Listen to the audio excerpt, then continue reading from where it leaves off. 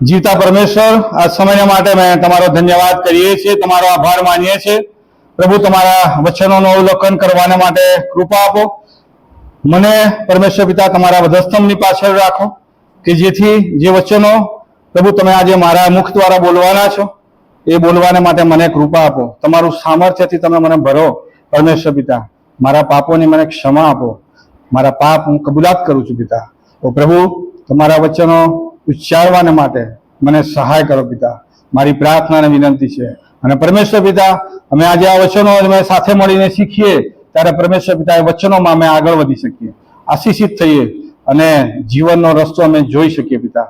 તો પ્રભુ, અમે તમારા હાથમાં અમારા જીવનો સોંપીએ છીએ. અમારી પ્રાર્થના ધન્ય ત્રાતા પ્રભુ ઈસુ ખ્રિસ્તના નામમાં સાંભળો માન્ય કરો બાપ. આમેન.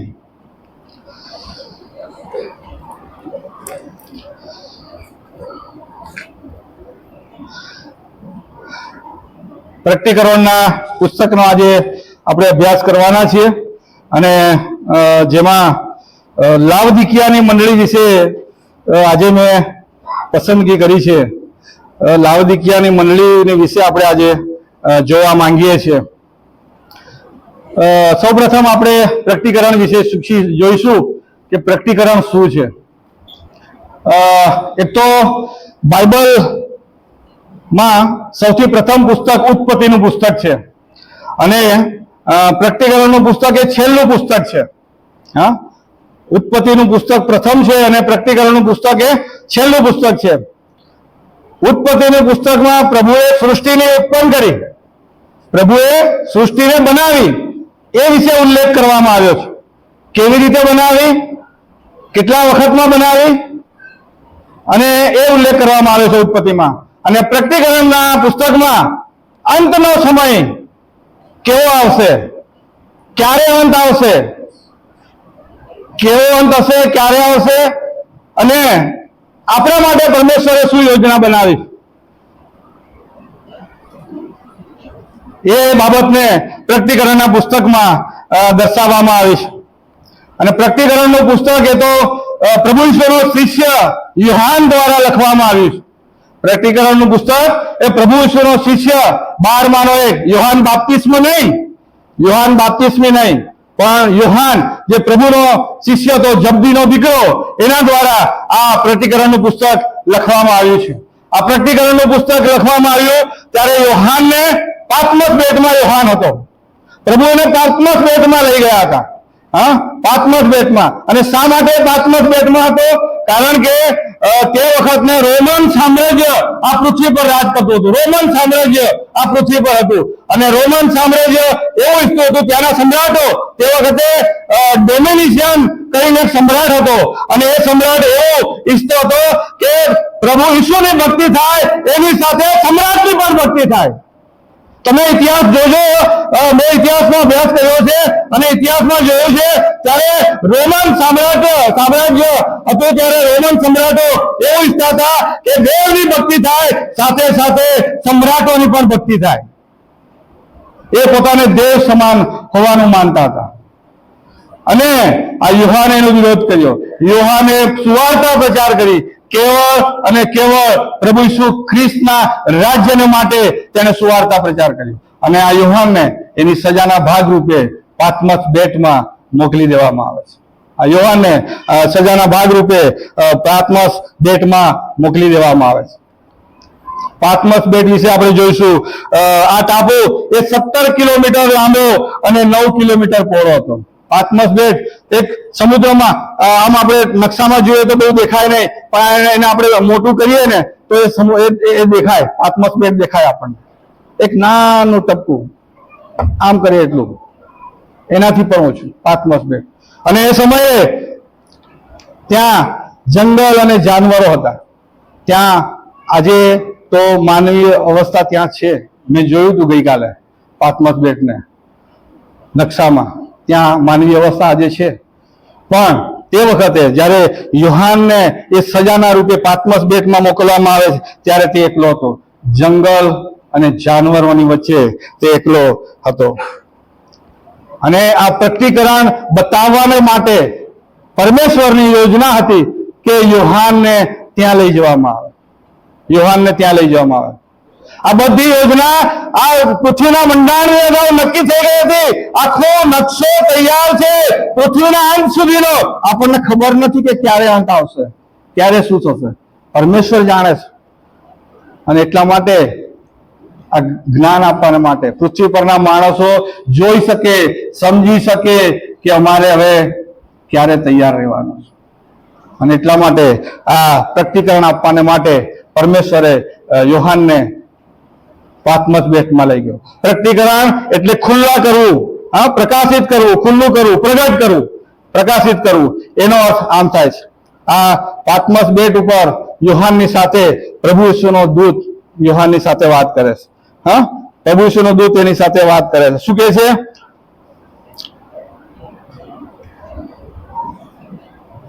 યોહાનને તેના દૂત દ્વારા પોતાના સેવક યોહાનને જણાવ્યું બીજી કલમમાં, અને એણે દેવના વચન વિશે તથા ઈસુ ખ્રિસ્તની સાહેબી વિશે, એટલે જેટલું પોતે જોયું હતું તે વિશે સાક્ષી આપી. જેટલું પોતે જોયું હતું તે વિશે એણે સાક્ષી આપી. એટલે યોહાનને બતાવવામાં આવ્યું, હા, એની આંખ આગળ દ્રશ્ય આપવામાં આવ્યું અને એના વિશે અને યોહાનને કીધું કે તું લખ, હા, લખ. અને યોહાને બધી બાબતો લખી લીધી. એ યોહાને બધી બાબતો લખી લીધી અને એવું કીધું કે લખ. અને પછી આ 7 મંડળી અહીંયા સિલેક્ટ કરવામાં આવી, અલગ અલગ 7 મંડળી. હા, 7 મંડળી પર પ્રભુ ઈસુ ખ્રિસ્તે એના દૂત દ્વારા યોહાનને જણાવવામાં આવ્યા. 7 મંડળી પર પત્ર લખવામાં આવ્યા. આ પ્રભુ ઈસુ ખ્રિસ્તનો પત્ર છે અને 7 મંડળીને. એ મંડળીઓ આજે પણ છે. આજે 7 મંડળીઓ આજે હયાત છે. ત્યાં રોમના સામ્રાજ્યને આસિયામાંની 7 મંડળી ત્યાં હયાત છે આજે પણ. એ મંડળીઓને પત્ર લખવા કીધું છે અને પત્ર એ લખે છે. એ મંડળીઓ ખાસ વિશેષ પ્રકારની મંડળીઓ હતી, વિશેષ મહત્વ મંડળીઓ નહોતું. ત્યાં તે વખતે ફક્ત 7 જ મંડળી હતી એવું નહોતું. ફક્ત 7 મંડળી હતું એવું હતું જ નહીં, ઘણી બધી મંડળીઓ હતી. એ અરસામાં તો પ્રભુ ઈસુના 12 શિષ્યોએ અલગ અલગ સ્થળે જઈને ઘણો બધો પ્રચાર કર્યો હતો. ઘણી બધી મંડળી સ્થાપી હતી. પાઉલ પ્રેરિત પણ તે વખતે હતો, એ પણ ઘણી બધી મંડળીઓ સ્થાપી હતી. એનું બદલાવ થઈ ગયું હતું અને ઘણી બધી મંડળીઓ હતો.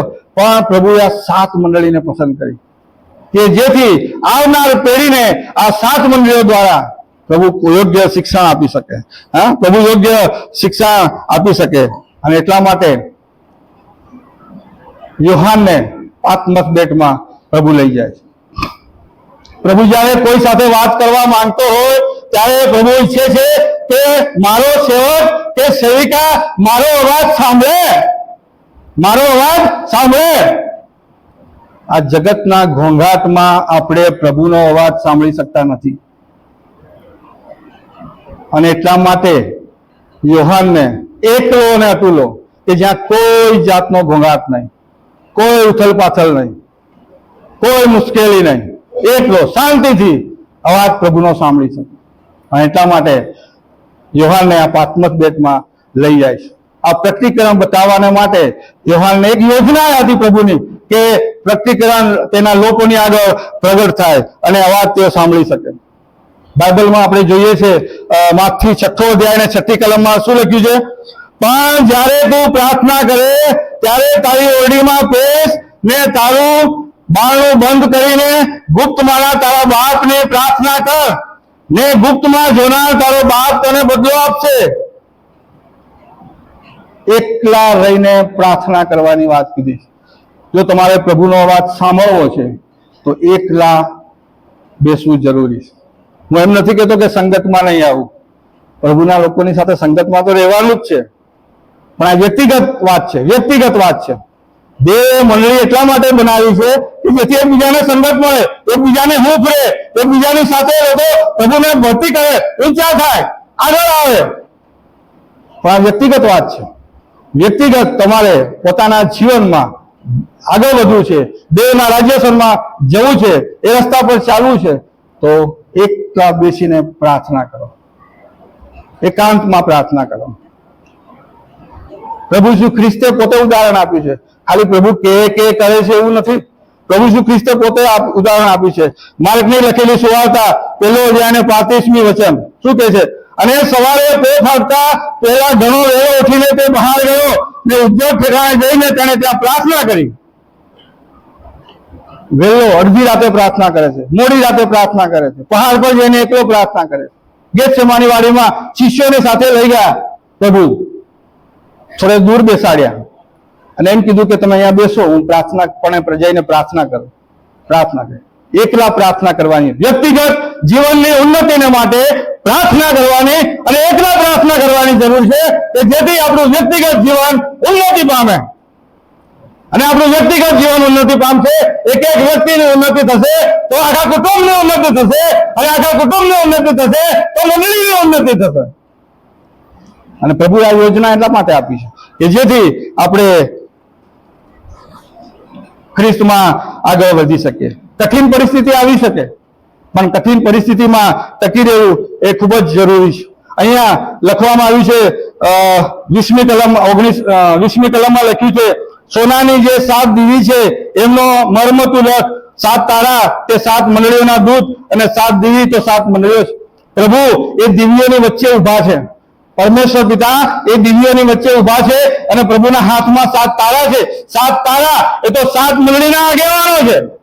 પ્રભુના હાથમાં છે 7 મંડળી ના તારા, જે પ્રભુના આગેવાનો છે એ પ્રભુના હાથમાં છે. અને 7 દીવી એ પ્રભુની ચારે તરફ મૂકેલી છે. અને એ દીવી એટલે પ્રભુની 7 મંડળીઓ, અને એ મંડળીઓમાં 7 એ સંપૂર્ણતાની નિશાની છે. 7 એ સંપૂર્ણતાની નિશાની છે. પ્રકટીકરણના પુસ્તકમાં લગભગ 17 વખત અલગ અલગ બાબતો વિશે ઉલ્લેખ કરવામાં આવ્યો છે. એમાં 7 મંડળી, 7 તારા, 7 આત્મા, 7 દીવી, 7 મુદ્રા, 7 શિંગડા, 7 આંખ, 7 દૂતો, 7 રણશિંગડા, 7 ગર્જના, 7,000 માણસો, 7 માથા, 7 મુગટ, 7 અનર્થ, 7 પ્યાલા, 7 પહાડ અને 7 રાજા. પ્રકટીકરણના પુસ્તકમાં આવું લખવામાં આવ્યું. 7 એ સંપૂર્ણતાની નિશાન. અઠવાડિયું 7 દિવસનું, એક અઠવાડિયું પૂરું થાય, પૂરું થયું, આપણે એવું કે પૂરું થયું અઠવાડિયું. પૂર્ણતાની, સંપૂર્ણતાની નિશાની છે 7 દિવસ. અને આ 7 મંડળીમાં અલગ અલગ વિશેષતા આપવામાં આવી છે. અલગ અલગ વિશેષતા આપવામાં આવી છે.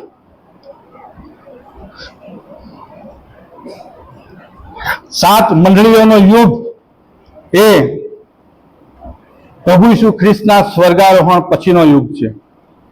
7 મંડળીઓનો યુગ એ પ્રભુ ઈસુ ખ્રિસ્તના સ્વર્ગારોહણ પછીનો યુગ છે. અત્યારે આ 7 મંડળીઓનો યુગ ચાલી રહ્યો છે. આ મંડળીઓનો યુગ છે, મંડળીઓનો યુગ છે. અને આ મંડળીઓનો યુગ પૂરો થશે એટલે રેપ્ચર થશે, મંડળીઓને ઉઠાવી લેવામાં આવશે.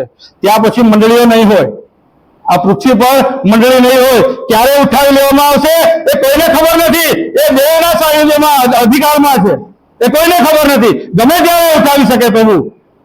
એ સમય પૂર્ણ થશે એટલે ગમે ત્યારે મંડળીને ઉઠાવી લેશે. અત્યારે 7 મંડળી નો જે આ મંડળીનો યુગ ચાલે છે અને કૃપાનો યુગ છે. મંડળીનો યુગ એ કૃપાનો યુગ છે. અને આ કૃપાના યુગમાં આપણે આજે જીવી રહ્યા છે. 50માના દિવસ પછી એ પહેલી મંડળી સ્થપાઈ હતી અને આજ સુધી એ મંડળીની સાથે પ્રભુ હંમેશા વાત કરતા આવ્યા છે. સૌથી પ્રથમ આ 7 મંડળીઓને વાત કરી ત્યારે દરેક મંડળીને માટે શરૂઆતમાં પ્રશંસા કરવામાં આવી. ત્યારબાદ એની પરિસ્થિતિ શું છે એ વિશે પ્રભુએ આલેખન કર્યું. કઈ કમી ઘટી હોય તો એના વિશે પ્રભુએ આલેખન કરવામાં આવ્યું. અને ત્યાર પછી જો પ્રભુને વિશ્વાસમાં આગળ વધે તો એને ઇનામ મળશે. એ પણ આ 7 મંડળીઓને લખવામાં આવ્યું આ પ્રકટીકરણના પુસ્તકમાં. પ્રભુએ એ 7 મંડળીની જે ગતિવિધિ હતી, કાર્ય પદ્ધતિ હતી, એની પ્રશંસા કરી. ત્યાર પછી શું કમી ઘટી છે એના માટે એને ઉપદેશ આપ્યો પરિપૂર્ણ કરવાને માટે. અને ત્યાર પછી વિશ્વાસમાં જો મંડળી દ્રઢ હોય તો એ મંડળીને ઇનામ આપવામાં આવશે. આપણને ઇનામ મળશે. ઉદ્ધાર પામીને પ્રભુ ઈસુ ખ્રિસ્તની સાથે આપણે સ્વર્ગમાં જઈશું તો આપણને ચોક્કસ ઇનામ મળશે. ત્યાં બધાના લેખાજોખા લખાય છે, ત્યાં લેખાજોખા ચાલુ છે, એક એક પળ એક એક ક્ષણનો હિસાબ ત્યાં લખવામાં આવે છે.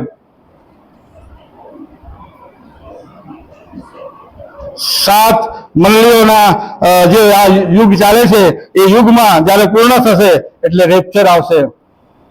રેપ્ચર થયા પછી એક બીમાર ન્યાયાસન આવશે, બીમાર ન્યાયાસન. અને ત્યાં પૃથ્વી પર આપણે શું શું કર્યું, આપણને પ્રભુએ જે વચનો આપ્યા એના માટે આપણે શું કર્યું, કેવું જીવન જીવ્યા એના માટે એ બીમાર ન્યાયાસન થશે. બધાને માટે નહીં, જે ઉઠાવી લેવામાં આવશે, જે રેપ્ચરમાં ઉચકાઈ જશે એમને માટે બીમાર ન્યાયાસન હશે. અને ત્યાં જાંચવામાં આવશે, પરખવામાં આવશે કે કેટલા કામ પ્રભુના રાજ્યને માટે થયા છે. અને જેણે પ્રભુના રાજ્યને માટે પોતાના જીવનો આપી દીધા છે એમને મુંગટ આપવામાં આવશે. ખાસ બાબત દાનિયેલના પુસ્તકમાં આ ભવિષ્યવાણી છે. દાનિયેલના પુસ્તકનો 9મો અધ્યાય અને 24 થી 27મી કલમ જુઓ. દાનિયેલનું પુસ્તક 9મો અધ્યાય અને 24 થી 27મી કલમ જુઓ.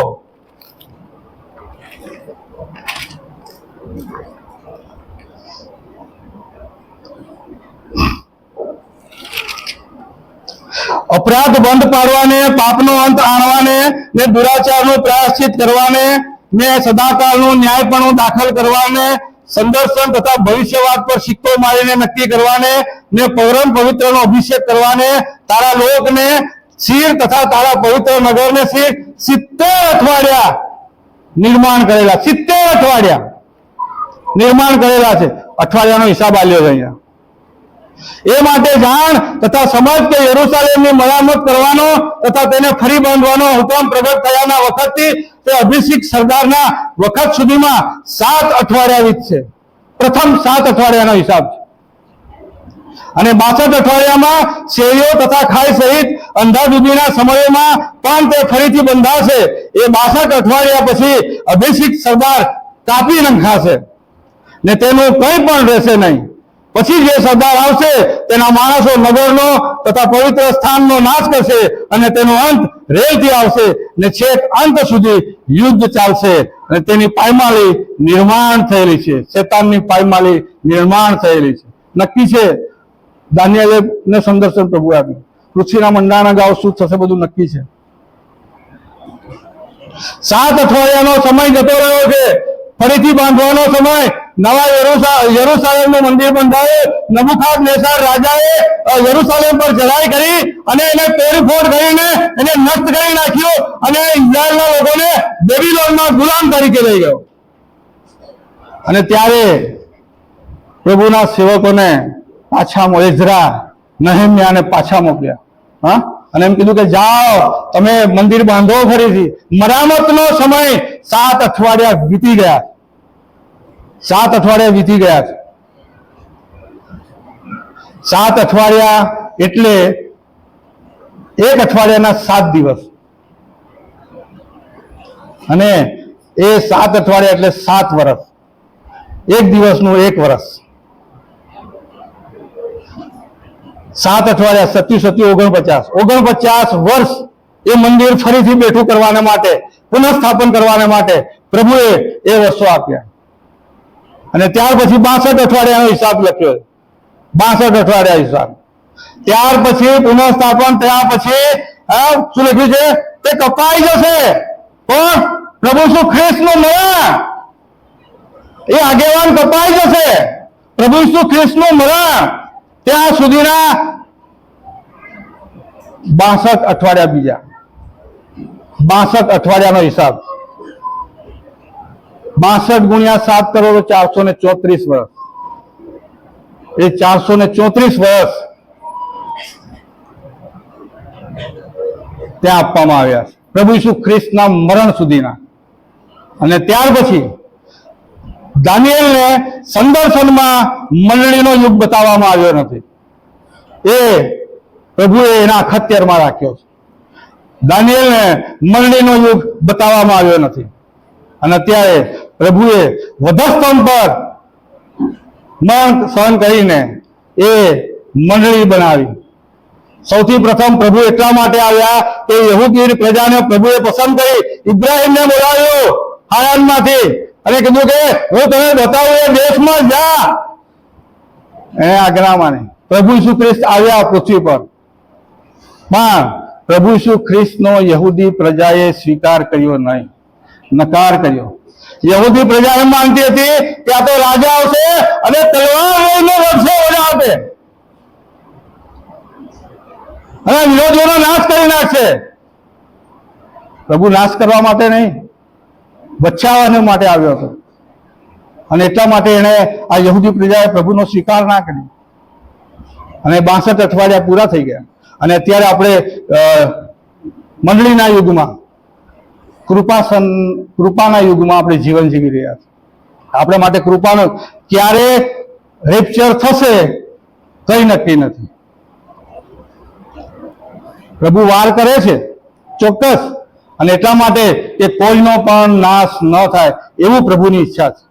કોઈનો પણ નાશ ન થાય. આપણે જોઈએ છે કે પ્રભુના સમયથી અને શિષ્યોએ પણ વાત કરી હતી કે પ્રભુનો દિવસ નજીક આવી રહ્યો છે, પ્રભુનો દિવસ નજીક. 2025 વર્ષ થયા. આપણે એવું માનતા હોઈશું કે 2025 વર્ષ સુધી પ્રભુએ આવું છે કીધું, પણ કઈ આવતો નથી અને બીજા 2000 વર્ષ નીકળી જશે. કોઈ જાણતું નથી કે બાકીનો સમય કેટલો છે. અત્યારે પણ આવી શકે, ગમે તે ઘડી આવી શકે, અને આપણે ઉચકાઈ જઈશું અને ધીમા ન્યાયાસનમાં આપણે હાજર થવું પડશે. મંડળીનો યુગ ચાલે છે. મંડળીને અધિકાર આપવામાં આવ્યો છે. મંડળીને પ્રભુએ અધિકાર આપ્યો છે. આદમ અને હવાએ પાપ કરી, પ્રભુએ આદમને ઉત્પન્ન કર્યો અને હવાને બનાવી અને એને અધિકાર આપ્યો કે આના પર તો અમલ કર, પૃથ્વી પર અમલ કર. અને શેતાન આવ્યો અને શેતાને અધિકાર લઈ લીધો. ફરીથી પ્રભુ ઈસુ ખ્રિસ્ત આવ્યા, શેતાનને વધસ્તંભ પર હરાવ્યો અને અધિકાર છીનવી લીધો પાછો. અને પ્રભુ એ મંડળીને આ અધિકાર આપ્યો. ફરીથી પ્રભુએ એ દસ્તાવેજ મંડળીને આપ્યો છે, લખાણ આપ્યું છે કે હું તમને સર્વ અધિકાર આપું છું, મારા નામથી તમે જે કંઈ કરો તે આશીર્વાદિત થશે. પ્રભુએ મંડળીને અધિકાર આપ્યો છે અને અધિકારનો ઉપયોગ આપણે કરવાનો. પ્રભુ જવાબ માંગશે. અધિકારનો ઉપયોગ નહીં કરીએ તો પ્રભુ જવાબ માંગશે, એનો હિસાબ આપવો પડશે. ખાધું પીધું લહેર કરીને પૂરું થઈ ગયું એવું નહીં ચાલે. નૂહના સમયમાં કોઈને ખબર નહોતી. નૂહના સમયમાં જળ પ્રલયની વાત કરી ત્યારે લોકો હસતા હતા નૂહ પર. એને વહાણ બનાવ્યું ત્યારે લોકો એને હસતા હતા. પણ જળ પ્રલય આવ્યો પછી ફાંફા મારવા લાગ્યા. કદાચ તમે એનું ચિત્ર જોયું હશે. હા, રડવા લાગ્યા. પણ બારણું બંધ થઈ ગયું હતું. બારણું વહાણનું બંધ થઈ ગયું હતું અને બારણું નૂહે બંધ નહોતું કર્યું, પ્રભુએ બંધ કર્યું હતું. 7 કુમારિકાની વાત આપણે જોઈએ. હા, મધરાતે પોકાર પડ્યો. આપણને ખબર નથી કે ક્યારે પોકાર પડશે.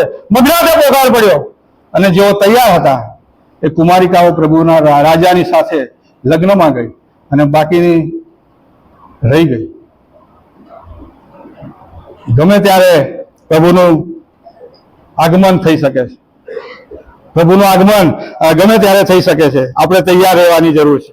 જો આપણે તૈયાર ન રહીએ તો આપણે પણ એવું માનશો નહીં મંડળીમાંથી બધા ઉચકાઈ જશે એવું પણ નથી.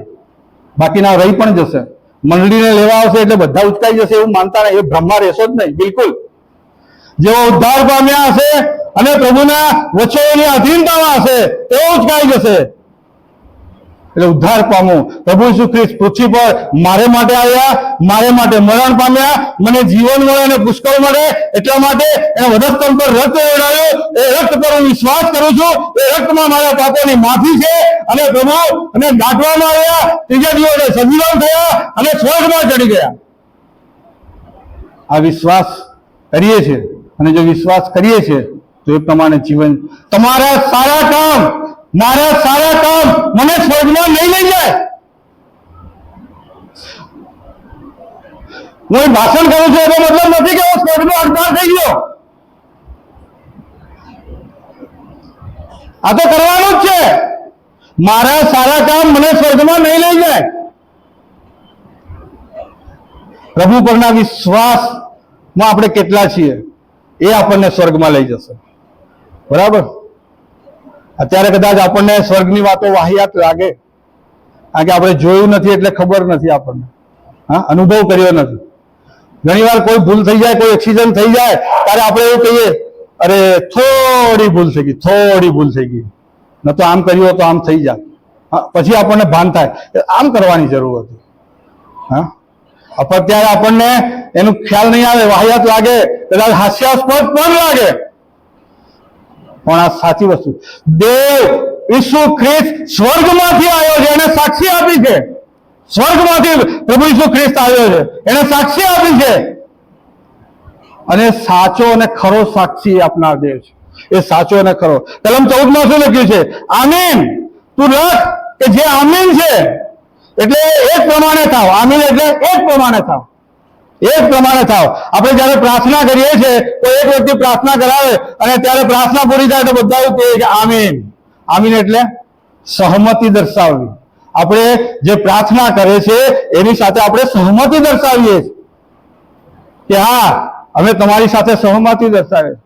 મારું તો એવું માનવું છે કે જયારે પ્રાર્થના ચાલતી હોય તો વચ્ચે વચ્ચે આપણે આમીન બોલતું રહેવું જોઈએ. જયારે અલગ અલગ વિનંતી હોય ત્યારે આપણે આમીન બોલતું રહેવું જોઈએ કે જેથી આ પ્રાર્થના કરનારને પણ પ્રોત્સાહન મળે અને પ્રભુને મહિમા મળે. શા માટે આપણે રાહ જોઈએ પૂરું થાય તો પ્રાર્થના આમીન કહીએ? વચ્ચે વચ્ચે આમીન બોલતું રહેવું જોઈએ. જ્યારે જ્યારે નવી કોઈ વિનંતી આવે ત્યારે એ જ પ્રમાણે થાવ, એ જ પ્રમાણે આપણે કહી શકીએ. પ્રભુ ઈસુ ખ્રિસ્ત એ ભરોસા પાત્ર વ્યક્તિ છે, ભરોસા પાત્ર દેવ છે. આ પૃથ્વી પર ઘણા બધા દેવો છે. આપણે જોઈએ કે ઘણા બધા દેવો આ પૃથ્વી પર છે. આપણે શા માટે એમનું વજન કરતા નથી? આપણને ખબર છે કે જીવતો પરમેશ્વર એ પ્રભુ ઈસુ ખ્રિસ્ત છે, અને એટલા માટે ભરોસા કરવાને યોગ્ય દેવ આપણને મળ્યો, અને આપણે એના પર ભરોસો કરીએ છીએ, આપણે એના પર વિશ્વાસ કરીએ છીએ. અને એ વિશ્વાસમાં આપણે આગળ વધવાનું છે. એ ખરો સાક્ષી છે. 14મી કલમમાં લખ્યું છે, ખરો સાક્ષી છે જે દેવની સૃષ્ટિનું આદિકરણ છે, તે આ વાતો કહે છે. પ્રભુ ઈસુ ખ્રિસ્તે અહીંયા પરમેશ્વરે એનું પોતાનું વક્તવ્ય તમને દર્શાવ્યું છે કે હું કેવો છું. પ્રભુ ઈસુ ખ્રિસ્તે એનું પોતાનું વ્યક્તિગત વક્તવ્ય દર્શાવ્યું છે કે હું કેવો છું. એ પ્રભુ આદિકરણ છે, એ અનંત છે. પરમેશ્વર અનંત છે. આ પૃથ્વીનું આયોજન થયું એ પહેલાથી પરમેશ્વર છે, અને આ અંત થઈ જશે ત્યાર પછી પણ પરમેશ્વર રહેશે. ત્યાર પછી પણ પરમેશ્વર રહેશે. એ આદિ અને અંત છે, અને એના ઉપર આપણે ભરોસો કરવાનો છે. પ્રભુ ઈસુ ખ્રિસ્ત એ ખરો સાક્ષી છે, કારણ કે એ સ્વર્ગમાંથી આવ્યો છે, અને સ્વર્ગમાં શું શું બાબતો છે એને પૃથ્વી પર અલગ અલગ દ્રષ્ટાંતો આપીને આપણને જણાવી છે કે સ્વર્ગમાં શું છે, આપણને અવગત કર્યા છે. અને પ્રભુએ કીધું છે કે તમારે સ્વર્ગમાં જવું હોય તો આ રસ્તો છે, કારણ કે રસ્તો જાણે છે. પ્રભુ સ્વર્ગનો રસ્તો જાણે છે, અને એટલા માટે આપણે સ્વર્ગમાં જઈ શકીએ એ બાબતો પર આપણે વિશ્વાસ કરવાનો છે. એ આપણો સાક્ષી છે, અને એવું સગળું આપણને તેને બતાવ્યું છે, સગળી બાબતો બનાવી છે. કોઈ પણ વાત એને આપણાથી છાની રાખી નથી. એક પણ વાત એને આપણાથી છાની રાખી નથી. આ સૃષ્ટિ નહોતી, સૃષ્ટિને પણ એને જ ઉત્પન્ન કરી છે, અને સૃષ્ટિનો નાશ થશે ત્યાર પછી પણ એ જ છે. છેલ્લું અઠવાડિયું બાકી છે. છેલ્લું અઠવાડિયું મંડળીને ઉંચકી લેવામાં આવશે, ત્યાર પછી છેલ્લા અઠવાડિયાનો પ્રારંભ થશે. છેલ્લા 7 વર્ષ, છેલ્લું અઠવાડિયું અત્યારે મેં તમને કહ્યું એમ, અત્યારે કૃપાના વર્ષો ચાલે છે, મંડળી યુગ. છેલ્લું અઠવાડિયું બાકી છે. જેવું રેપ્ચર થશે એટલે છેલ્લું અઠવાડિયું ચાલુ થશે. અત્યારે કદાચ આપણે એવું માનતા હોઈએ કે આટલી બધી સતાવણી થઈ રહી છે, આટલી બધી મુશ્કેલી આપણે વેઠી રહ્યા છે, આટલો બધો ખ્રિસ્તીઓનો વિરોધ થઈ રહ્યો છે, અને લોકોને મારવામાં આવે છે, મારી નાખવામાં આવે છે, ઘર-બાર તોડી નાખવામાં આવે છે, ક્લેશ ખાવાનો સમય ચાલુ થયો છે. ના મિત્રો, આ પાછળ આમાં પહેલી પોરી નથી. આ પાસેરામાં પેલી પોણી પણ નથી. ક્લેશ કાળમાં સમય નથી. ક્લેશ કાળ આવશે. રેપ્ચર થયા પછી ક્લેશ કાળ આવશે, અને એને માટે મંડળી એને માટે નથી. મંડળી તો ઉચકાઈ ગઈ છે. ક્લેશ કાળ આપણે જોવાનો નથી. જે ઉચકાઈ જશે અને ક્લેશ કાળ સ્વર્ગમાં બેસીને જોશે. એનો અનુભવ તેઓ સ્વર્ગમાં બેસીને કરશે. ક્લેશ કાળ જોશે. અને પ્રભુ કેવો છે એનો પરિચય પ્રભુ આપણને આપી રહ્યો છે. કલમ 15, તારા કામ હું જાણું છું, તું ટાળો નથી તેમ ઊનો પણ નથી. તું ટાળો અથવા ઊનો થાય તેમ હું જાણું છું. લાવદિકિયાની દરેક આગળની દરેક મંડળીઓને, કદાચ 6 મંડળીઓને કંઈક ને કંઈક પ્રોત્સાહન પ્રભુ આપે છે. લાવદિકિયાની મંડળીને કોઈ પ્રોત્સાહન મળતું નથી. સીધું પ્રભુ કહે છે કે તારા કામ હું જાણું છું, તું આ ટાળો નથી અને ઊનો પણ નથી. તું હુંફાળો છે. હા, તું ટાળો નથી અને ઊનો પણ નથી. તું હુંફાળો છે. પ્રભુ કહે છે કાં ટાળો થઈ જા, વાતો મૂકી દે, કાં ઊનો થઈ જા.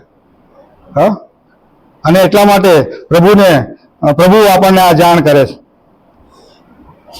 લાવદિકિયાની મંડળીને જ્યારે મંડળીનું નિર્માણ થયું ત્યારે આપણે જેમ આપણા બાપ દાદાઓ જેમ સંસારમાંથી આવ્યા તેમ એ પણ તે વખતે સંસારમાંથી જ આવ્યા. હા, સંસારમાંથી પ્રભુ એને પસંદ કર્યા લોકોને, પ્રભુના લોકને સુવાર્તા આપી, જ્ઞાન આપ્યું, અને પ્રભુએ પસંદ કરીને લોકને બોલાવ્યા અને મંડળી બનાવી સંસારમાંથી. પણ ઇઝરાયલ પ્રજા જયારે મિસરમાંથી નીકળી અને અરણ્યમાં હતી ત્યારે અમે તો મટન ખાતા હતા, અહીં નથી. એ દિવસો યાદ કરે છે કે જ્યાં નાશ થવાનો હતો, જ્યાં નાશને પાત્ર હતા, એ દિવસો યાદ કરે છે કે અમને તો ત્યાં પાછા જવું છે. પાછા ફરવાની કોશિશ કરે છે એ મિસર દેશમાં કે જ્યાં ગુલામી. એમને એમ છે કે અમે ગુલામી અવસ્થામાં સારા છે. પ્રભુએ એમને બચાવ્યા પણ એમને મંજૂર નથી, કારણ કે એમણે જોયું નથી. કનાન જોયું નતું. એમણે જોયું નતું, એટલે ત્યાંનો અનુભવ એમને ખબર નથી અને પાછા જવાની કોશિશ કરે છે. અમને તો આ મુશ્કેલી પડે છે, તે મુશ્કેલી પડે છે. ત્યાં તો પાણી પુષ્કળ હતું, અમે તો મટન ખાતા હતા, માછલી ખાતા હતા.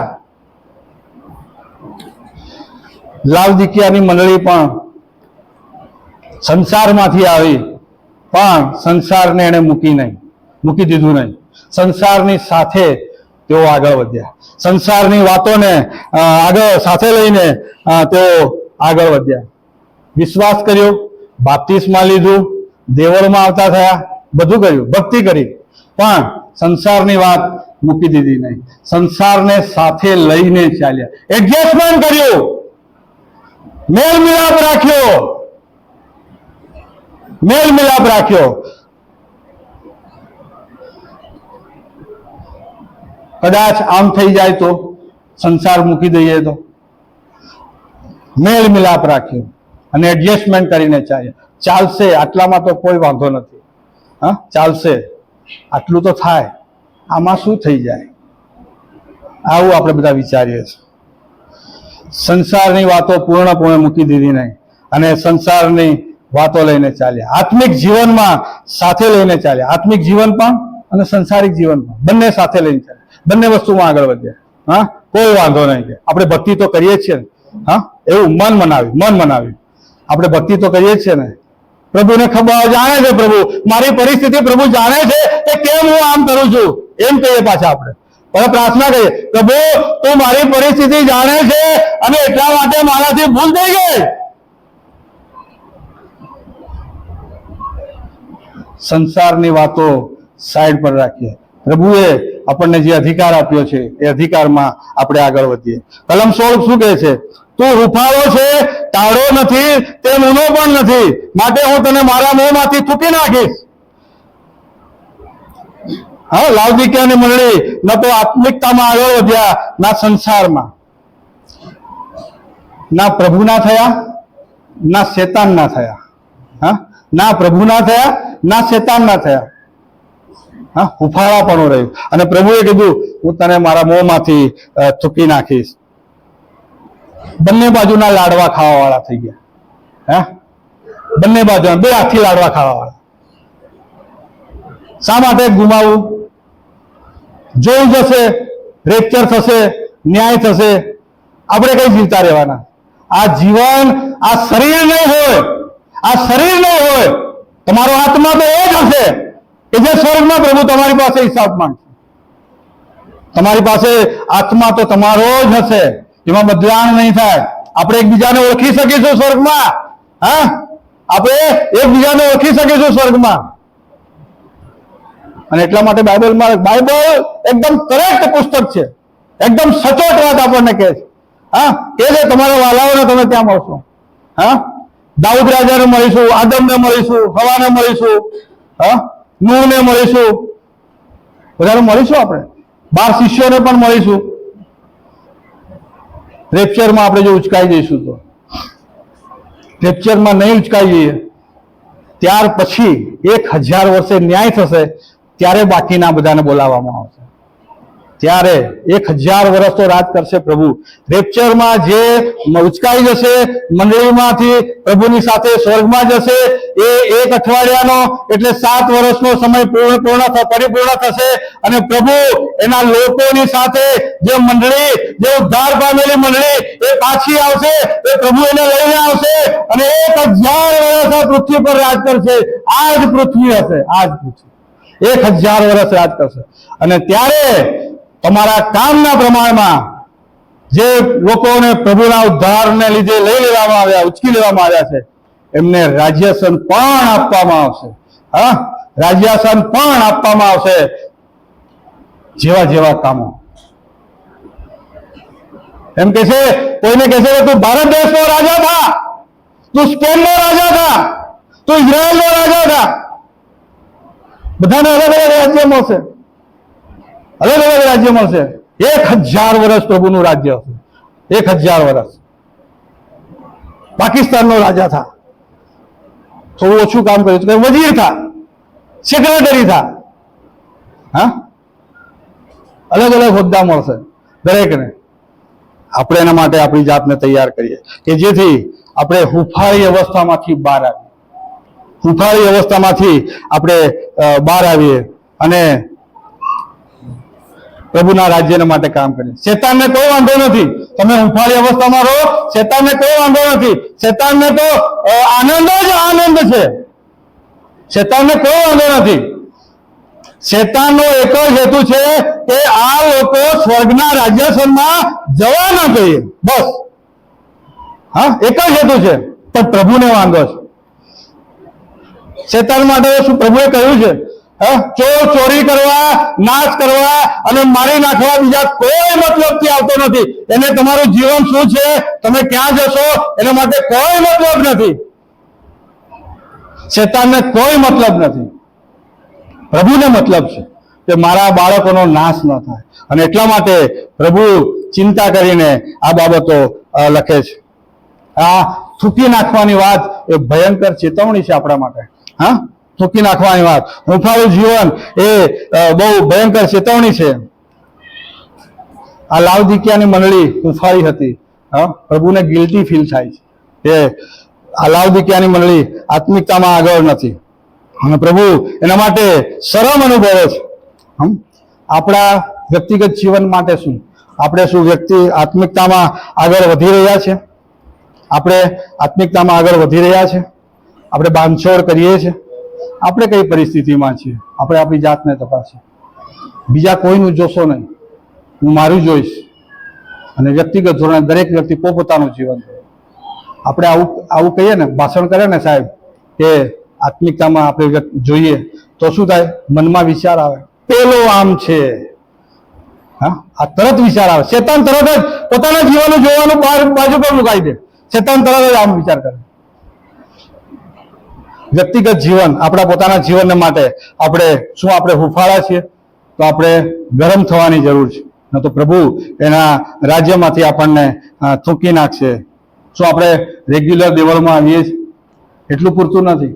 બાઇબલ અભ્યાસ કરીએ છીએ, પ્રાર્થના સંગત માણીએ છીએ. સવાર સાંજ આપણી ઘરની વ્યક્તિગત પ્રાર્થના સંગતો છે. બાઇબલ અભ્યાસો કરીએ છીએ, સેવાઓ કરીએ છીએ, સુવાર્તા પ્રચાર કરીએ છીએ. ઘણી બધી બાબતો, ઘણું બધું લાંબુ લિસ્ટ બની શકે.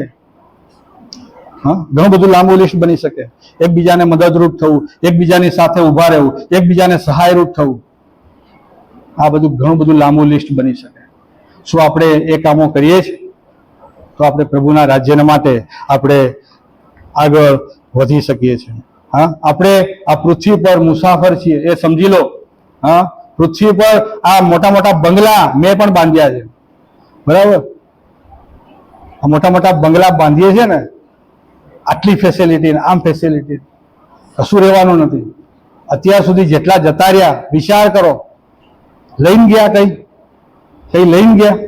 હા, હું તમને એમ નથી કહેતો કે તમે રોડ પર રહો ને ફૂટપાથ પર રહો. વ્યવસ્થા તમને પ્રભુએ આપી છે, પ્રભુનો આશીર્વાદ છે, એ પ્રભુનો આશીર્વાદ પ્રાપ્ત કરો. પણ એટલો બધો લોભ ન કરો કે આપણે અભિમાન કરવા લાગીએ, આપણે અભિમાનમાં છકી જઈએ કે મારી પાસે સર્વસ્વ છે. એટલે આપણે આ પૃથ્વી પર એ તો પરદેશી છીએ. સિયોન દેશ હમારા હે દેશ, રહેતે હે હમ પરદેશ, જાએંગે હમ અપને દેશ. આપણો દેશ બીજો છે, આપણે મુસાફર છીએ. પ્રભુએ આપણને મૂક્યા છે અને આપણે આપણા દેશમાં જવાનું છે. સમુદ્રની માછલી, જયારે આપણે માછલી ખાઈએ છીએ, આપણે રાંધીએ અને આપણને લેવા જઈએ બજારમાં, તો એમ કે કોઈ કે સમુદ્રની માછલી છે, આ તો દરિયાની માછલી. હા, દરિયાની માછલી હોય એટલે આપણે એનું શાક બનાવીએ તો એમાં મીઠું નાખીએ છીએ. મીઠું નાખીએ છીએ? નાખવું પડે. સમુદ્ર ખારો છે પણ માછલી ખારી થઈ જતી નથી. માછલી તો ખારી થતી નથી, આપણે મીઠું નાખવું જ પડે સ્વાદ માટે. આપણે પણ સંસારમાં રહીએ છીએ પણ ખારા થવાનું નથી. આપણે સંસારમાં રહીએ છીએ પણ ખારા થવાનું નથી. હા, અને એટલા માટે માછલી સમુદ્રમાં જન્મી છે, મોટી થઈ છે, વર્ષો કાઢ્યા છે, પણ એનું શાક ખારું થઈ જતું નથી. સમુદ્રનો ખારાશ એમાં આવતો નથી. આપણે જગતમાં રહીએ છીએ પણ આપણી જાતને જગતથી દૂર રાખવા, જગતને વાના આપણામાં આવે નહીં, તેના માટે આપણે એ વાનાથી દૂર રહેવું જોઈએ. પાઉલ પ્રેરિત જ્યારે કોલોસીની મંડળીને પત્ર લખે છે ત્યારે 4થો અધ્યાય અને 15 અને 16 કલમમાં ત્યાં લખે છે કે લાવદિકિયાની મંડળીને, પાઉલ પ્રેરિતે જ્યારે કોલોસી મંડળીને પત્ર લખ્યો ત્યારે એ લખે છે કે લાવદિકિયાની મંડળીને તું આ પત્ર મેં તને લખ્યો છે એવું ઓળખે, એમને વંચાવજે. અને લાવદિકિયાની મંડળી પર જે પત્ર મેં લખ્યો છે એ તું મંગાવીને વાંચજે. એવું કોલોસીના પત્રના 4થા અધ્યાયમાં 15 અને 16 કલમમાં લખ્યું.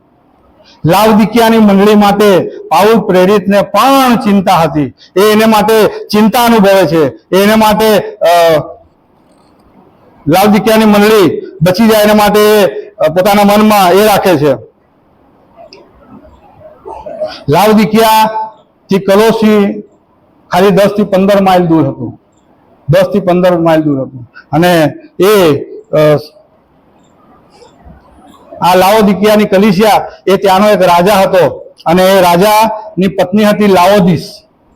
અને લાવોદિસના નામ પરથી 3જી સદીમાં એણે આ મંડળીનું નામ આ ગામનું નામ લાવોદિકિયા પાડ્યું. અને આપણે એટલે એને લાવોદિકિયા, ભૌગોલિક પરિસ્થિતિની વાત અહીંયા કરીએ છીએ. હવે ત્યાં પ્રભુ પણ કેવો અજાયબ છે. પ્રભુ, મારો પ્રભુ કેવો અજાયબ છે જુઓ તમે.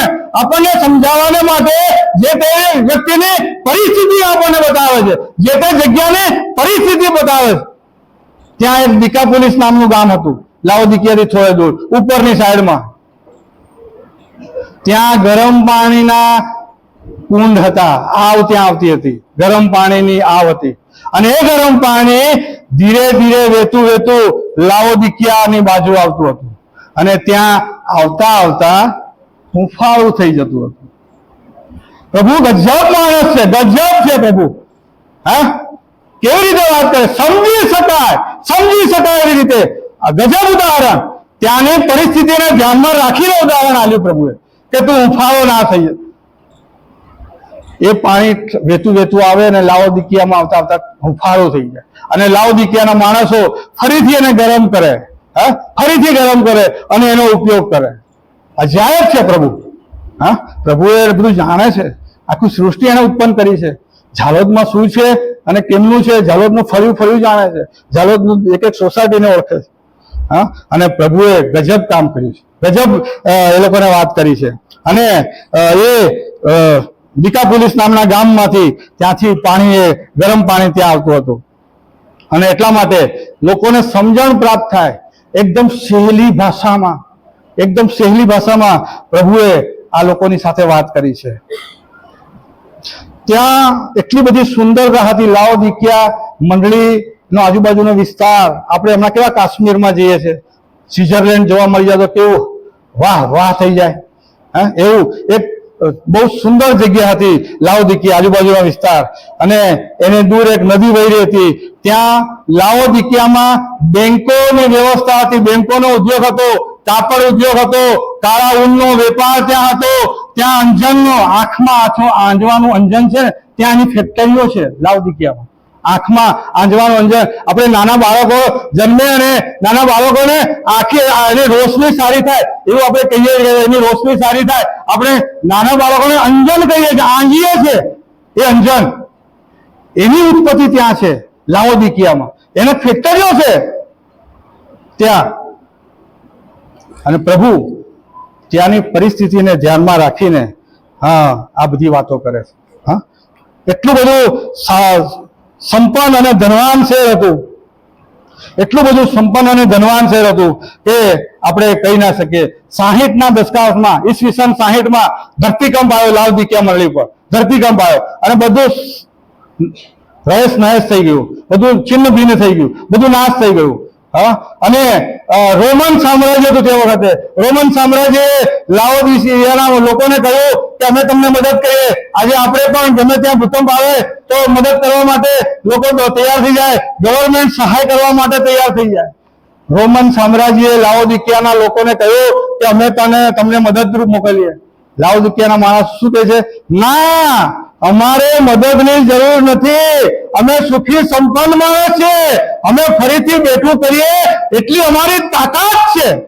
અભિમાની થઈ ગયા, અમારી એટલી તાકાત છે એવું કીધું રોમન સામ્રાજ્યને.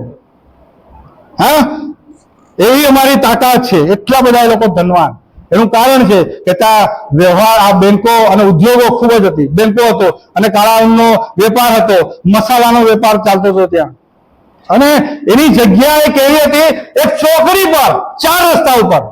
લાઓદિકિયા શહેર એ 4 રસ્તા ઉપર વસાયેલું નગર છે. અને ત્યાંથી ચારે ઉત્તરથી દક્ષિણ અને પૂર્વથી પશ્ચિમ અને પશ્ચિમથી પૂર્વ લોકો ધંધા વ્યવહાર માટે, રોજગાર માટે અવર જવર કરતા હતા. એના માટે અવર જવર કરતા હતા. અને એ અવર જવર કરતા હતા એટલે એટલો બધો ધંધાનો વિકાસ થયો. આપણે ઘણીવાર એવું કહીએ, હું જયારે અમદાવાદ હોઉં ત્યારે આ લીંબડીમાં બાયપાસ થયો ત્યારે મને એવું લાગ્યું કે લીંબડીનો શહેરનો ધંધો ખલાસ થઈ ગયો. હું બી એવું વિચારતો હતો. પ્રભુએ ત્યાં અને લોકોને એટલા બધા ત્યાં વ્યવસ્થા આપી, એટલી બધી વ્યવસ્થા આપી કે તેઓ એનો વ્યવસ્થાનો ઉપયોગ કરે. ફરીથી અમે શહેર વસાવી લીધું, કોઈ પણની મદદ લીધી નહીં, એક પણ વ્યક્તિની મદદ લીધી નહીં. અને તેઓએ પૈસાનો ઘમંડ કર્યો, પૈસાનો ગર્વ કર્યો. પૈસા આજે છે ને કાલે નથી. કફન ઓઢી લઈશું એટલે પૈસાનો ખિસ્સો કોઈ નથી, બરાબર? પૈસા મૂકવા માટે કોઈ ખિસ્સો નથી, કફન ઓઢી લઈશું એટલે. અને એટલા માટે આપણા જીવન નિર્વાહ માટે જરૂરી છે, પણ અભિમાન એ આપણને નાશ તરફ લઈ જાય છે. અભિમાન આપણને નાશ તરફ લઈ જાય. એફેસસની મંડળીમાં 1.5 થી 2 લાખ લોકો રહેતા હતા. એફેસસની મંડળીમાં 1.5 થી 2 લાખ લોકો રહેતા હતા. અને ત્યાં એક થિયેટર હતું. એટલું? એક થિયેટર. પણ લાઓદિકિયામાં 40,000 માણસો રહેતા હતા. 4 થિયેટર હતા, 4 થિયેટર. અને તે પાછા આરસપારના, જાહો જલાલી વાળા 4 થિયેટર હતા. વિચાર કરી શકો આપણે કે કેટલા તેઓ ધનવાન હતા, કેટલા તેમની પાસે પૈસા હતા. અને મોટા પ્રમાણમાં ત્યાં એ લોકો પાસે નાણાં હતા. પણ વ્યવસ્થા હતી. રોમન સામ્રાજ્યએ સડકો બનાવી હતી કે જેથી વાહન વ્યવહાર ચાલે અને લોકો અવર કરી શકે સહેલાઈથી. આ વ્યવસ્થા ભલે વિરોધીઓ કરી હતી, પણ પ્રભુએ એમના મનમાં આ વાત આપી હતી કે તેઓ આ વ્યવસ્થા કરે કે જેથી દેવના રાજ્યની સુવાર્તા આજુબાજુના ગામડામાં પહોંચી શકે. આ સુવાર્તા માટે પ્રભુએ રોમન સામ્રાજ્યને તૈયાર કરી અને રસ્તાની વ્યવસ્થા આપી, ગાડીઓની વ્યવસ્થા આપી. આ બધી વ્યવસ્થા એટલા માટે આપવામાં આવી કે દેવનું રાજ્ય આજુબાજુના વિસ્તારમાં ફેલાવી શકાય, સુવાર્તા આપી શકાય. પણ આ લાવદિકિયાની મંડળીએ આટલી બધી પ્રભુએ વ્યવસ્થા આપી, પણ ત્યાં સુવાર્તાનું કામ કશું જ કર્યું નહીં, કશું જ કર્યું નહીં. સુવાર્તા ફેલાવાનું કામ, પ્રભુનો જે આદેશ હતો કે જાઓ જઈને સર્વ દેશનાઓને શિષ્ય કરો, પરંતુ લાવદિકિયાની મંડળીએ દેવની આધીનતામાં નહોતી, દેવની આધીનતામાં નહોતી. અને એમણે જે વ્યવસ્થા મળી હતી એનો ઉપયોગ કરીને દેવના રાજ્યને માટે એમણે કામ કર્યું નહીં. તે કહે છે, લાવદિકિયાની મંડળી શું કહે છે? પોતે કહે છે, લાવદિકિયાની મંડળી શું પોતે કહે છે? તું કહે છે, પ્રભુએ એને કીધું કે તું કહે છે હું ધનવાન છું, મેં સંપત્તિ મેળવી છે, મને કશાની ગરજ નથી. આ મંડળીના લોકો કહે છે કે મને કોઈની ગરજ નથી. અરે પ્રભુ, તારી પણ ગરજ નથી. અને એટલા માટે તેણે સુવાર્તા ના કરી. હા, હું ધનવાન છું, હું સંપત્તિવાન છું, મેં ખૂબ મહેનત કરીને આ મારી સંપત્તિ ભેગી કરી છે, હવે મને કોઈ બાબતની ગરજ નથી. સરકારની ગરજ નથી અને દેવની પણ ગરજ નથી. હા, આપણા જીવન અને આપણી મંડળીને માટે શું?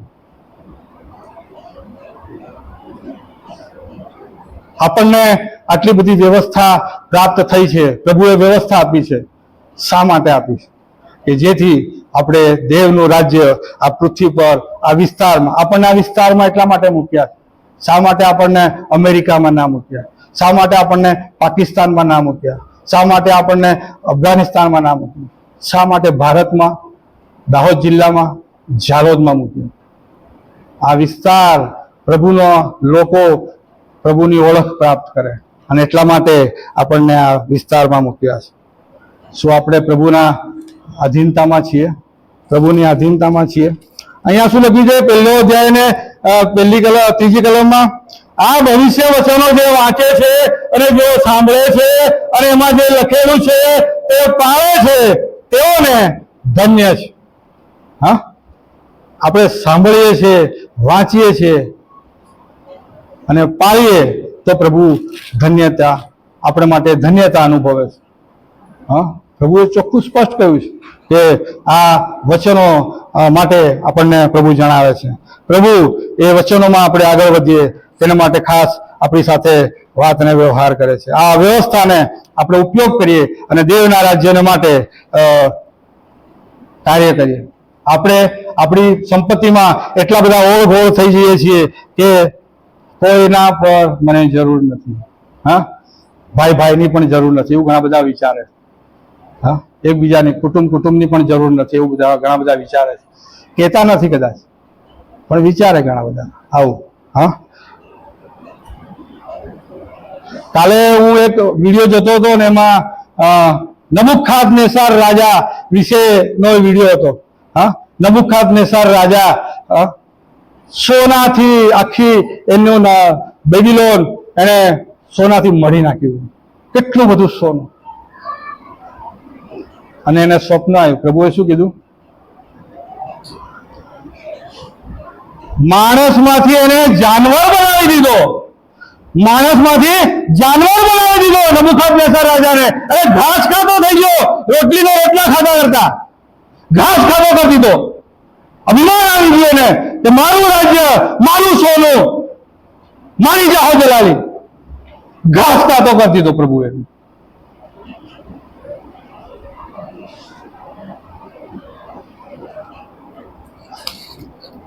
ધનવાનની વાત આપણે જાણીએ છીએ, ખાઈ પીને આનંદ કર. હા, ખાઈ પીને આનંદ કર, પરંતુ આજે રાત્રે જ તારો જીવ લઈ લેવામાં આવશે. પસ્તાયો, કશું કામનું નથી. આપણે આપણામાં એટલો બધો આત્મવિશ્વાસ આવી જાય છે કે આપણે લાવદિકિયાની મંડળી જેવું આપણે ઘણી વાર કરી બેસીએ છીએ. આપણે ચેતવાની જરૂર છે. હા, પ્રભુએ એની પ્રશંસા કરવાને બદલે આ મંડળીની નિંદા કરી. હું તને થૂંકી નાખીશ, હું તને થૂંકી નાખીશ. પ્રભુએ એની નિંદા કરી. એની કોઈ પણ સારી વાત નહોતી. એ મંડળીમાં કોઈ પણ સારી બાબત નહોતી કે પ્રભુ એની પ્રશંસા કરે. હા, એનું ધન અને સંપત્તિ એને કામ, એનું અભિમાન થઈ ગયું. એનું ધન, એની સંપત્તિ એના માટે અભિમાન થઈ ગયું. અને પરમેશ્વરને એના ધન પર કોઈ ગર્વ નહોતો. એના ધન પર કોઈ ગર્વ નહોતો. 1 કોરિન્થી 1:26-31 શું લખેલું છે? કોઈ મનુષ્ય તેની આગળ અભિમાન કરે નહીં. કોઈ મનુષ્ય તેની આગળ અભિમાન કરે નહીં. જે કોઈ અભિમાન કરે તે પ્રભુમાં અભિમાન કરે. પ્રભુમાં અભિમાન કરે. પોતાની સંપત્તિ પર, પોતાની ધન પર, પોતાની મિલકત પર કોઈ અભિમાન ન કરે, પણ પ્રભુમાં અભિમાન કરે કે હું પ્રભુમાં આગળ છું, પ્રભુમાં હું આશીર્વાદિત છું. અને પ્રભુ એ બાબત આપણને જણાવે છે. અને એટલા માટે આપણે આપણી જાતને તપાસીએ. આપણે પોતાની જાત એવું કહીએ, ધારો કે આપણું બાળક પરીક્ષા આપતું હોય, અથવા આપણે આપણી જાતને પ્રશ્ન પૂછીએ. ચાલો તો આપણે પ્રશ્ન પૂછીએ, હા, અને આપણી જાતને હું કેવો છું. હા, આવો પ્રશ્ન આપણી જાતને, હું કેવો છું, અને જવાબ બી આજે આપણે જ આલવાનો છે. તો શું કરીએ? વખાણ જ કરીએ ને. પોતાની જાતને કોણ નીચો પાડે? હા, હું સારામાં સારું, શ્રેષ્ઠ છું એવું આપણે સાબિત કરીએ. હું સારો છું. આપણી જાતને આપણે પ્રશ્ન પૂછીએ કે હું કેવો છું. અને એ આ લાવદિકિયાની મંડળી કરી હતી. હું ધનવાન છું, હું સંપત્તિવાન છું. પણ ઈસુ મસીહ આ મંડળીને શું કહે છે? સાંભળો, તું જાણતો નથી કે તું કંગાળ, બેહાલ, દરિદ્રી, આંધળો તથા નગ્ન છે. તું તારી જાતને પૈસો અને સંપત્તિ હોવાને કારણે ધનવાન માને છે અને એવું માને છે કે હું આશીર્વાદિત છું, પણ એવું નથી. તું બેહાલ છે, તું દરિદ્રી છે, તું ભિખારી છે. તારી પાસે ધન નથી, જે સાચું ધન છે નથી. તું ચિત્રેહાલ છે. તારા ભિખારીને જે કપડા હોય 10, 15, 25 વર્ષના, તેની નગ્નતા દેખાય એમ તું ચિત્રેહાલ છે. તારી નગ્નતા દેખાય છે. તું કંગાળ છે. પ્રભુ કહે છે, પ્રભુ એવું કહે છે, તું કંગાળ છે. દેવનું રાજ્ય ખરીદવાને માટે, દેવના રાજ્યમાં જવાને માટે તારી પાસે કોઈ સંપત્તિ નથી, કોઈ સંપત્તિ નથી. હા, અને એટલા માટે લાવદિકિયાની મંડળીને પ્રભુ કહે છે, તું સોનાથી શુદ્ધ કરેલું, અગ્નિથી શુદ્ધ કરેલું સોનું વેચાતું લે.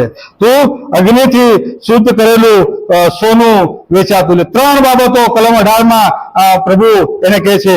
ધનવાન થવા અગ્નિથી શુદ્ધ કરેલું સોનું વેચાતું લે. નગ્નતાની શરમ પ્રગટ ન થાય માટે ઉજળા વસ્ત્ર વેચાતા લે.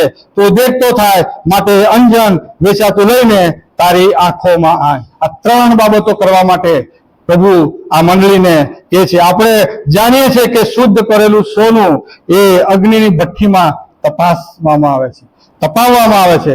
અને એમાં જે કઈ મેળવણ હોય, જે કઈ ભેગ હોય તો એ બળી જાય અને ફક્ત સોનું રહે. શુદ્ધ કરેલું સોનું. અને શુદ્ધ કરેલું સોનું એટલે આ પ્રભુનું વચન. આ વચન છે, શુદ્ધ કરેલું સોનું છે.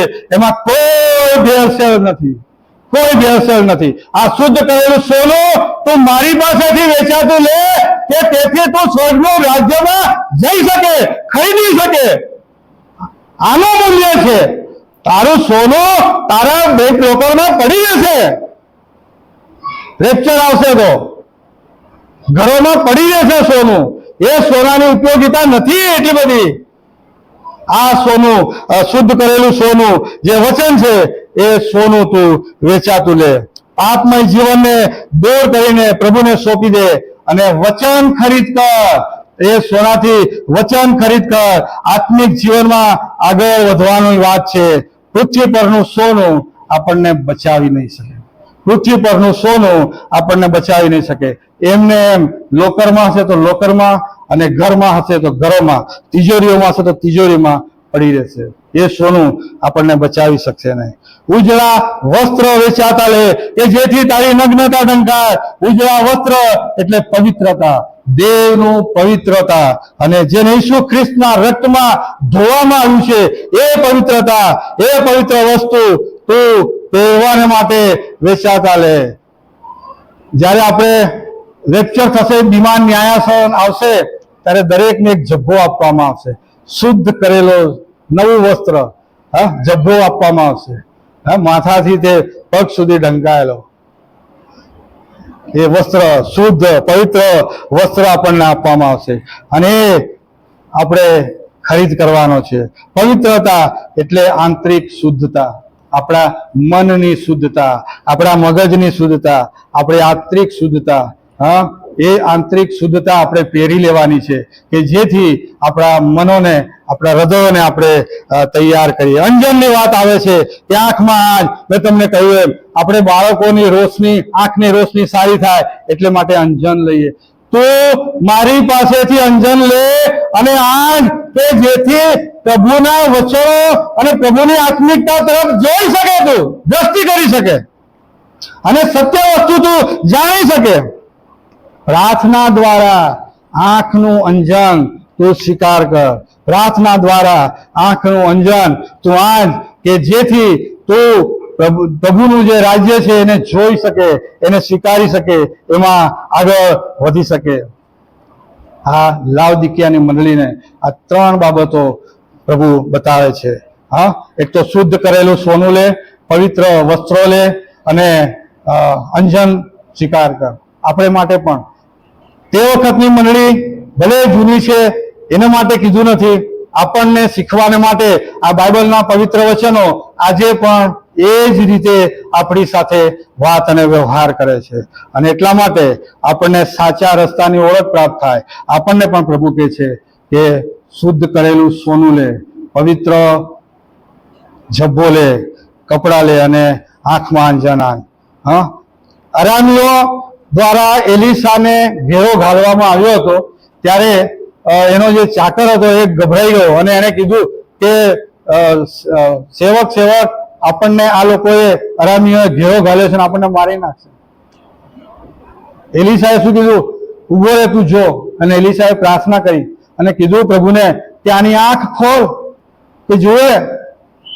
અને પ્રભુએ પ્રાર્થના સાંભળી, અને જ્યારે પેલા આંખો ખોલી ત્યારે અગ્નિ રથ અને ઘોડાઓ ચારે બાજુ એ પર્વતને ઘેરીને ઉભા હતા. એ દ્રષ્ટિ પ્રભુ તરફથી આપણે લેવાની છે કે જેથી આપણે પ્રભુના રાજ્યને જોઈ શકીએ અને આપણે એમાં આગળ વધી શકીએ. જેમ પૃથ્વી પરના પિતા પોતાના પુત્રને ઠપકો આપે છે, કારણ પોતાના બાળકનું પિતા ભલું ઈચ્છે છે, પ્રભુ આ વચનમાં મંડળીને ઠપકો આપે છે, પણ એના માટે નાસીપાસ થવાની જરૂર નથી. પિતા એટલા માટે જ પોતાના બાળકને ઠપકો આપે છે કે જેથી એ આગળ વધે, હોશિયાર થાય, સારી પદવી પ્રાપ્ત કરે, સારું વર્તન દાખવે અને જીવનમાં પિતાનું નામ રોશન કરે.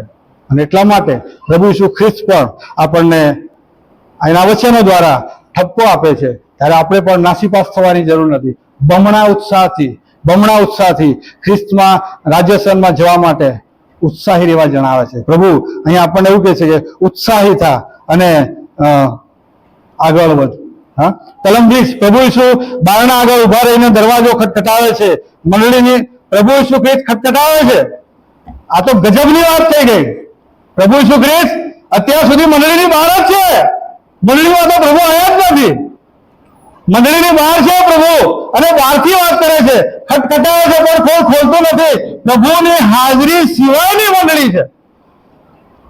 પ્રભુની હાજરી સિવાયની મંડળી છે, ચાલી રહી છે. મંડળી કે છે ભક્તિ સભા ચલાવે છે, પ્રભુ વગરની ભક્તિ સભા છે. પ્રભુ મંદિરમાં નથી. પ્રભુ મંદિરમાં નથી, દેવળમાં પ્રભુ નથી. પ્રભુ બહાર છે અને આપણે ખટખટાવીએ છીએ. પ્રભુ ખટખટાવે છે, કોઈ ખોલતા તૈયાર નથી. પ્રભુ બહાર છે. આપણે આજે પણ પ્રભુ આપણું હૃદય દ્વાર ખટખટાવે છે અને પ્રભુ આપણને કહે છે કે તું બારણું ખોલ, તારું હૃદય દ્વાર ખોલ, હું માહે આવીશ અને તારી સાથે રહીશ. આપણે આપણા હૃદય દ્વારને આપણા ખોલવાનું છે અને આપણા પ્રભુને આપણે આપણા જીવનમાં સ્વીકારવાના છે. આપણે આપણા પ્રભુને આપણે આમંત્રણ આપવાનું છે કે જેથી પ્રભુ આપણી સાથે રહે. અને જ્યાં પ્રભુ છે ત્યાં કોઈ નુકસાન નથી, કોઈ મુશ્કેલી નથી, કોઈ આફત નથી, કોઈ મંદવાડ નથી. અને એટલા માટે આપણે પ્રભુને આમંત્રણ આપીએ. બહુ થોડો સમય હવે બાકી રહી ગયો છે, ખૂબ થોડો સમય બાકી રહી ગયો. ક્યારે રેપ્ચર થશે કોઈને ખબર નથી, પરંતુ પ્રભુ કહે છે 21મી કલમમાં, જે જીતે છે તેને હું મારા રાજ્યાસન પર મારી સાથે બેસવા દઈશ, જેમ હું પણ મારા બાપની સાથે તેના રાજ્યાસન પર બેઠેલો છું તેમ. પ્રભુએ આપણા માટે સ્વર્ગમાં રાજ્યાસન તૈયાર રાખ્યું છે. હા, મારો દીકરો અને મારી દીકરી મારી પાછળ ચાલશે, મારા માટે તેનું હૃદય દ્વાર ખોલશે, હું તેની સાથે રહીશ અને તેની સાથે જમીશ. અને જ્યારે પ્રભુ આપણને લેવા આવશે ત્યારે આપણે એ રાજ્યાસન પર બેસવાને માટે હકદાર હોઈશું. અને આપણે એ રાજ્યાસન પર બેસવાને માટે જે કામો કરવાના છે, જે બાબતો કરવાની છે, એ બાબતો શું આપણે કરી છે? નથી કરી. તો હવે પછી એનો સમય છે. ક્યારે અંત આવશે કશું નક્કી નથી, ક્યારે અંત આવશે કશું નક્કી નથી. અને એટલા માટે યોગ્યતા પ્રાપ્ત કરીએ, આપણે આપણી જાતને યોગ્ય બનાવીએ, યોગ્યતા પ્રાપ્ત કરીએ અને દેવના રાજ્યને માટે આપણી જાતોને તૈયાર કરીએ. અને પ્રભુ તેમ કરવાને માટે આપણને સૌને તેની કૃપા આપે, તેની મદદ કરે. આમેન. આપણે પ્રાર્થના કરીએ, પ્રાર્થનામાં નમીએ. જીવતા પ્રભુ, અમે તમારો આભાર માનીએ છીએ, તમારી સ્તુતિ કરીએ છીએ. પ્રભુ, તમે અમારી સાથે વાત કરી છે. પરમેશ્વર પિતા, અમે તમારા વચનોમાં ગયા અને પ્રભુ તમે અમારી સાથે બોલ્યા છો. પરમેશ્વર પિતા, અમે અમારા જીવનો તપાસીએ, અમે અમારા જીવનોમાં આગળ વધીએ, આશીષિત થઈએ, તમારી કૃપા પ્રાપ્ત કરીએ. અને પ્રભુ, જે તમે પ્રોમિસ અમને આપ્યું છે કે હું તને શુદ્ધ કરેલું સોનું આપીશ, ઉજળા વસ્ત્ર આપીશ અને અંજન મારી પાસેથી વેચાતું, પ્રભુ એ દિશામાં અમે આગળ વધી શકીએ, તેને માટે અમારી સહાય અને મદદ કરો. અમારી પ્રાર્થના અમારા ધન્ય ત્રાતા પ્રભુ ઈસુ ખ્રિસ્તના નામમાં સાંભળો અને માન્ય કરો. આમેન.